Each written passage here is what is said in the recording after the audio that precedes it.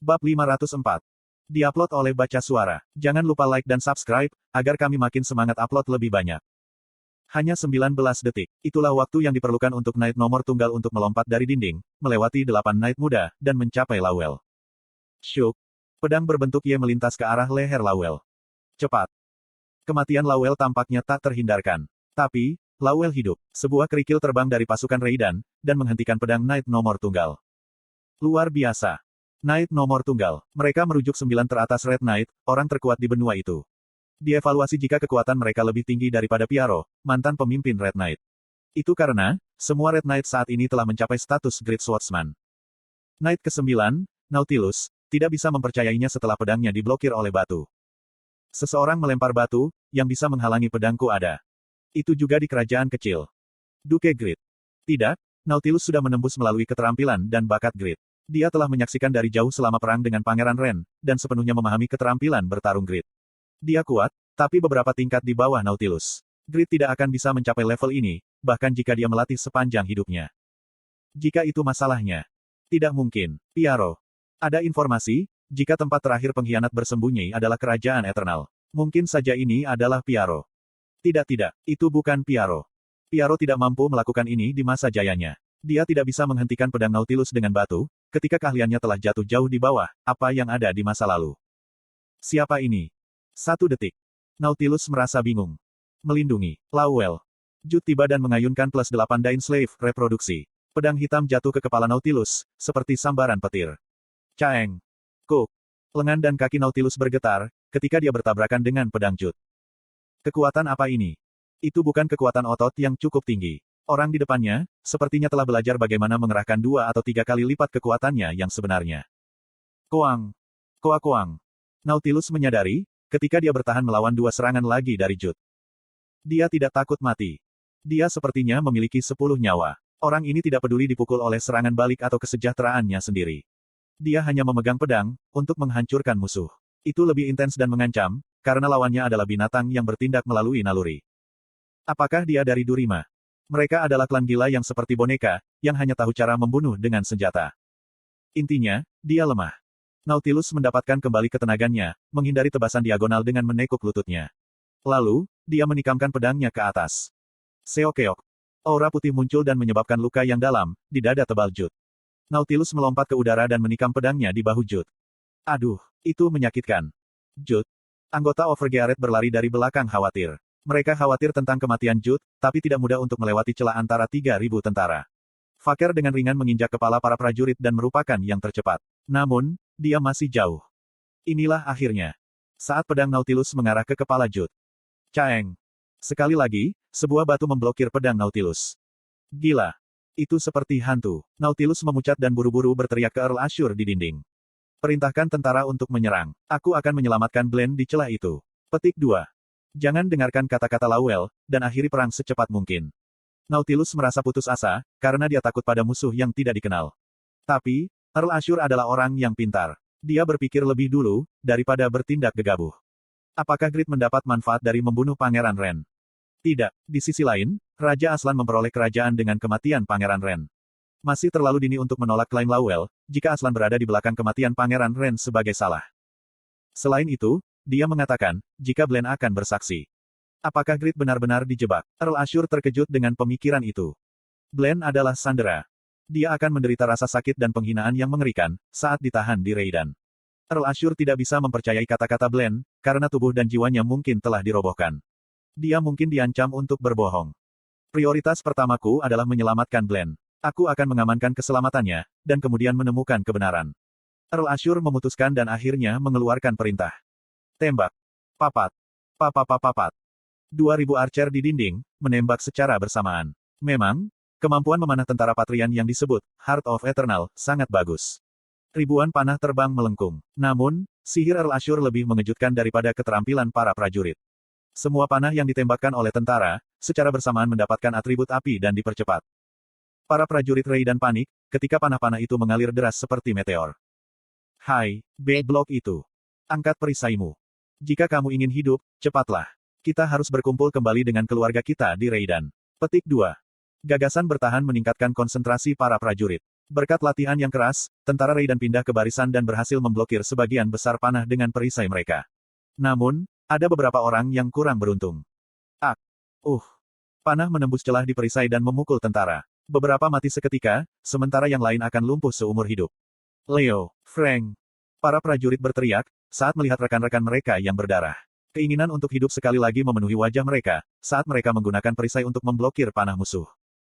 Caeng. Puk. Kiak. Slot iklan. Kamu bisa pasang iklanmu di sini.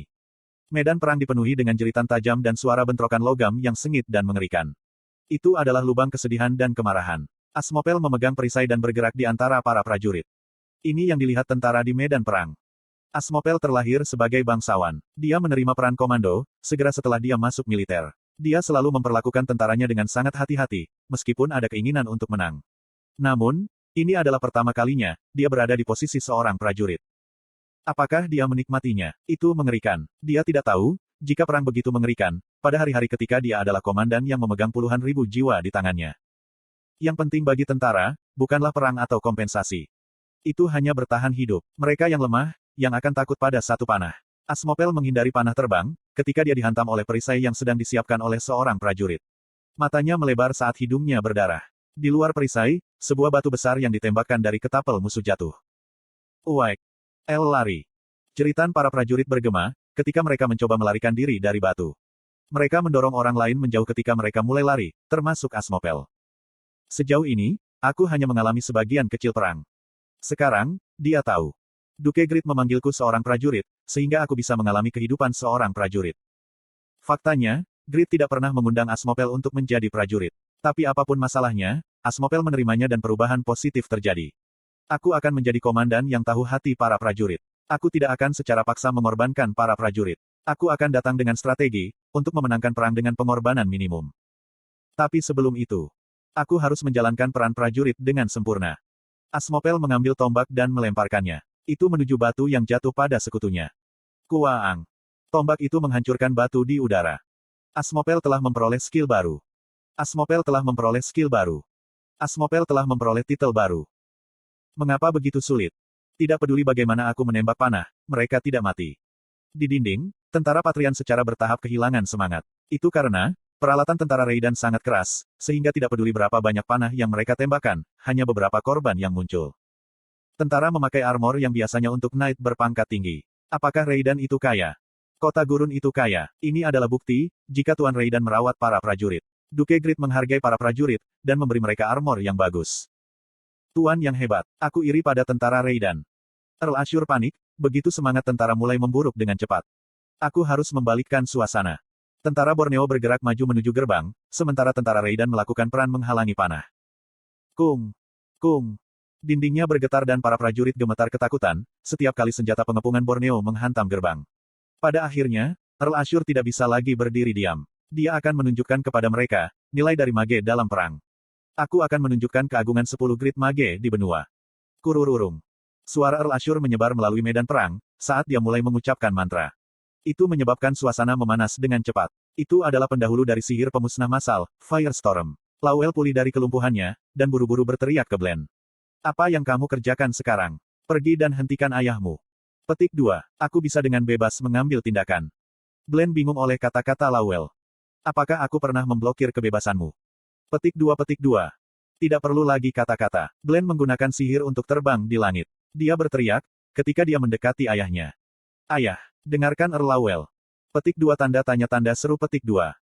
Mata Earl Ashur bergetar. Bagaimana bisa putranya, seorang sandera, bergerak bebas di medan perang? Mungkin. Earl Ashur menghentikan mantra sihir dan Lawel bertanya dari tanah. Raja Aslan membunuh Pangeran Ren dan menjebak Duke Grid. Jika ini benar, apakah kamu akan meninggalkan keluarga kerajaan Eternal dan melayani Duke Grid? Aku bisa merasa dikhianati oleh kerajaan Eternal, tapi aku tidak berniat melayani Duke Grid. Aku tidak ingin melayani seseorang yang tidak kompeten. Sik. Lawel tersenyum jahat dan melemparkan umpan. Jadi, kamu akan melayani Grid, jika dia mampu. Baik, aku akan segera membuktikan kemampuan Grid. Petik 2 tanda tanya petik 2. Sepertinya Lawel meramalkan jawabannya. Dia menyatakan kepada Earl Ashur yang bingung. Kota berbenteng Borneo di Gauss, yang belum pernah ditaklukkan ratusan tahun oleh Eternal. Sekarang, itu akan jatuh. Saat dia selesai berbicara, anggota Overgearet yang ditempatkan Lawel di belakang, mulai menargetkan 10.000 tentara Borneo yang menyerang gerbang. Peong. Para prajurit Borneo menjadi panik, karena dibombardir sihir dan skill yang menangani kerusakan bencana. Apa ini? Markis Valtin dalam kekacauan, sementara Earl Ashur merasa heran. Lawel dengan tepat menjelaskan situasinya kepada mereka. Kerajaan Eternal dan Kerajaan Gauss semuanya akan jatuh ke dalam genggaman Duke Grid. Petik 2 tanda seru petik 2. Momen ketika Earl Ashur menggigil. Earl Ashur, jangan tertipu, dia berbohong. Nautilus dengan lambat berteriak, dari tempat ia dikelilingi oleh Regas, Pon, dan Faker. Dengan susah payah, dia melepaskan diri ketiga pria itu dan melemparkan dirinya ke Lawel. Dia berharap untuk membunuh Lawel, dan entah bagaimana meluruskan kebingungan. Nyah.